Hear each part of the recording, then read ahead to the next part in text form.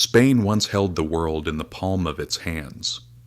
In the 16th century, it was Spain, not Britain, that waved the banner of the world's largest empire. For the first time in history, a single crown ruled a global empire stretching from Europe to Africa, from the Americas to Asia. They possessed such vast lands that people began to say the famous phrase, later borrowed by the British, "The sun never sets on the Spanish Empire." But there was a great paradox. The richest empire the world had ever seen collapsed under the weight of its own treasury.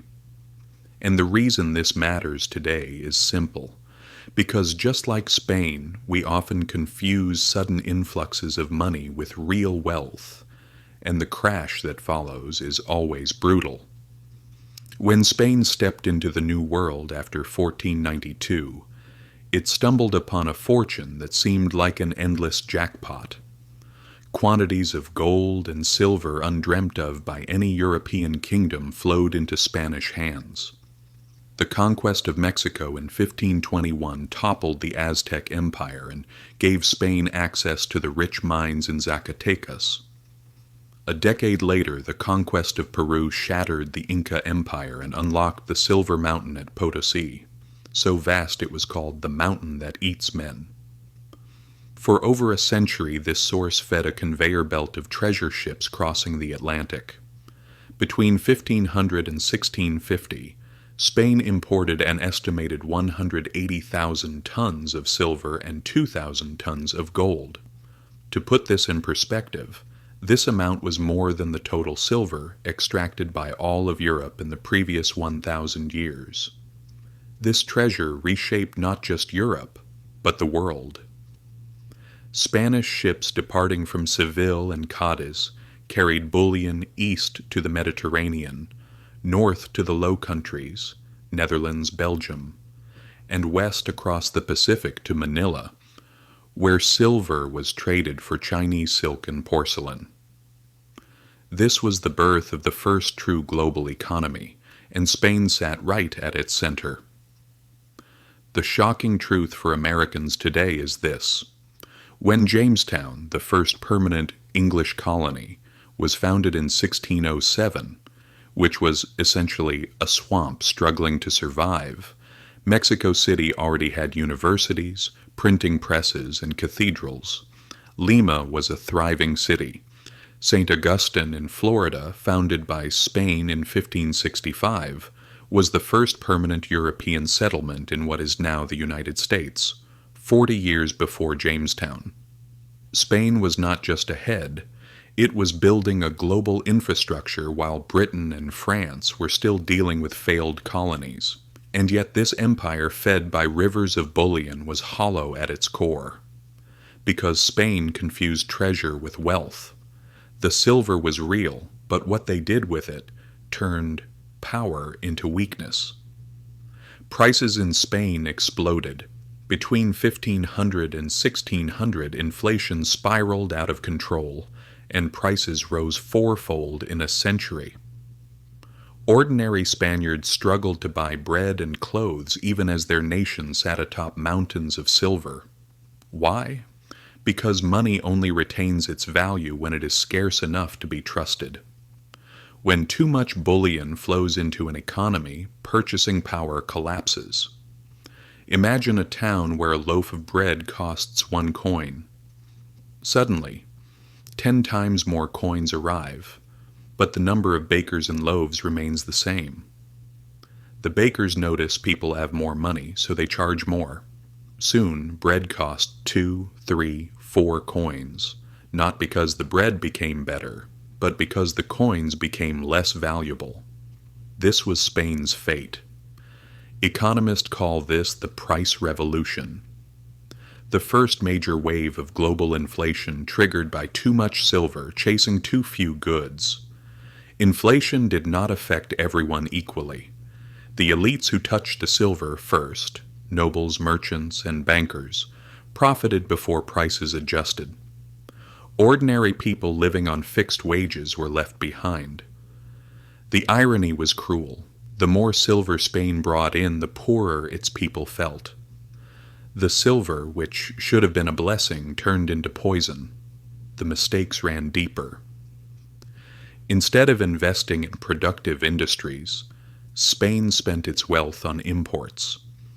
Italian merchants, Dutch traders, and German artisans got rich selling luxury goods to Spain, receiving payment in American silver. The empire's own industries atrophied. Why build factories or trade networks when you could just wait for the treasure fleet to arrive? Spain transformed into a consumer, not a producer, while its rivals reinvested every penny they could steal or earn. Of course, Spanish rulers burned through astonishing amounts of money in wars. The Habsburg dynasty saw itself as the defender of Catholicism after the Reformation, and this mission came at an astronomical price. Treasure from Mexico and Peru financed wars against the Ottoman Turks, funded armies to suppress the Dutch revolt, and kept Spain embroiled in the French wars of religion.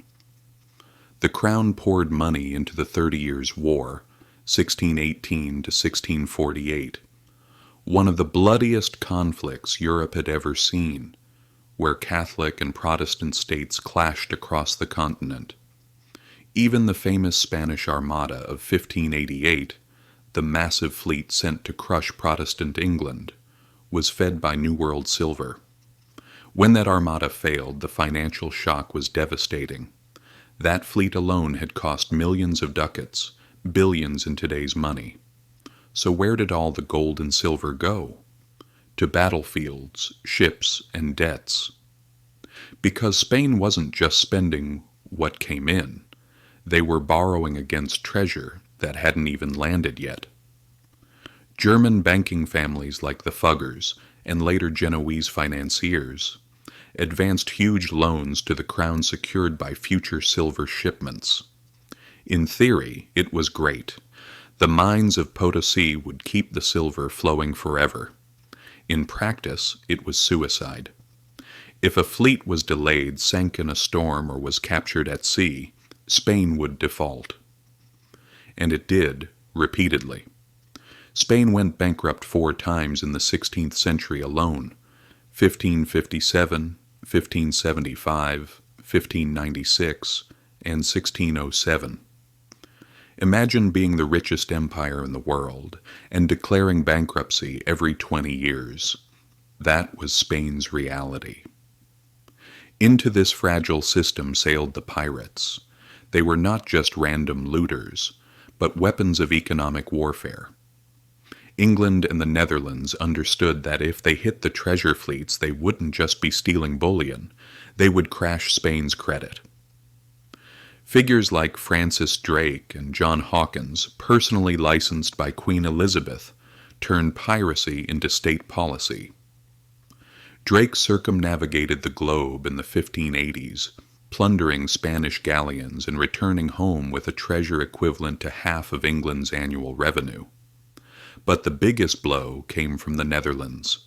Dutch privateer Piet Hein captured an entire Spanish treasure fleet off Cuba in 1628. In this single strike, over 11 million guilders worth of silver was seized. This event nearly toppled Spain's finances all over again. When a fleet was lost, it wasn't just a bad day at sea. It was a real-time state bankruptcy. Spain had mortgaged tomorrow's treasure, and when pirates or storms claimed it, creditors in Europe went unpaid. Meanwhile, England and the Netherlands reinvested the stolen silver into navies, banks, and trading companies, the foundations of their future empires. Spain's lifeline had become its Achilles heel. The Spanish rulers could have taken this flood of bullion and built a sustainable economy. They could have invested in local industries, encouraged innovation, or established a tax system that collected wealth fairly across society. Instead, they treated silver as a bottomless well, and the crown fell into the most dangerous trap: debt addiction. Bullion arrived in Seville, debts were paid, and the cycle limped on. But the silver rarely stayed in Spain. It passed through Spanish hands like water through a sieve. Payments to Italian shipbuilders, Flemish merchants, and German bankers enriched rival economies. Spain consumed, others produced. Every new fleet arriving in Seville hollowed out Spain's own industries while making foreign creditors even richer. By the early 1600s, Spain still looked mighty on maps. Its empire spanned oceans, its kings sat in magnificent palaces, and its cathedrals were overflowing with treasure from the Americas. But the empire had become financially hollow. Inflation had eroded local prosperity, debts had chained the crown to foreign bankers, and piracy had turned Spain's greatest asset into its greatest weakness. For ordinary Spaniards, wealth was an illusion. Prices rose, wages stagnated, and taxes climbed to pay for wars that seemed never-ending. The world's richest empire was eating itself alive.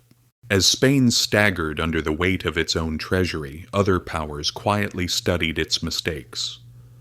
The British, the Dutch, and later the French saw that bullion alone did not make an empire. Spain's system was built on extraction, mines, tribute, and treasure fleets. Colonies in the Americas existed to flow wealth back home, not to develop into thriving economies. This was a model of plunder, not production. Britain, by contrast, developed colonies that created sustainable economic value. North America was not rich in gold or silver, but it produced tobacco, sugar, timber, and later cotton, which fed industry and trade. Instead of treasure fleets, Britain established chartered companies like the East India Company and developed banking institutions in London. Dutch merchants founded the Amsterdam Stock Exchange and turned their navy into a weapon of global trade. These rivals didn't wait for treasure to arrive. They built systems to generate it continuously. This is the critical difference. Spain measured wealth in treasure. Britain and the Dutch measured wealth in systems. One is finite, the other reproduces itself.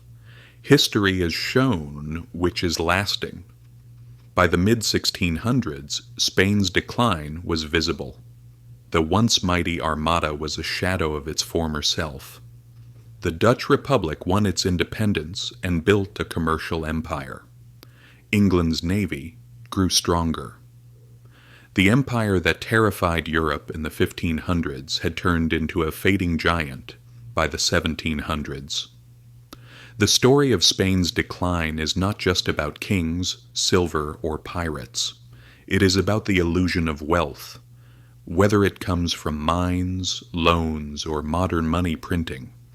When floods of money arrive, the temptation is always the same: to spend, to borrow against it, to burn it on wars or luxuries. But without discipline, without investment in real productivity, money erodes the foundations of society. The peasants of Spain knew this firsthand. They watched the flow of silver into Seville, only to see the price of bread skyrocket beyond their reach. Today, savers watch inflation erode their wages and purchasing power, even as governments assure them the economy is strong. The mechanisms may be different, but the pain feels familiar. Spain's treasure fleets were vulnerable because they concentrated wealth in single massive shipments. Modern economies also concentrate wealth in fragile financial systems, too big to fail banks, or sensitive debt markets. When a ship sinks or a bank fails, the shock ripples outward. Spain's losses to Piet Hein in 1628 were not so different from a financial crash today. A single event revealing the fragility of the entire system. The lesson is brutal but clear. Treasure is not wealth. Silver is not security. Real wealth comes from systems that create value over time, from investments in productivity, and from enduring institutions. Spain bankrupted itself because it thought owning half the world and having endless silver meant power forever. In reality, it meant fragility. Its rivals understood the deeper game and inherited the future. History does not repeat itself, but it is hard to ignore its rhythms. The world's richest empire collapsed because it confused treasure with wealth. Any society that floods its economy with money and makes the same mistake is walking the same path. The question is not whether history will repeat, but whether we will notice the warning in time.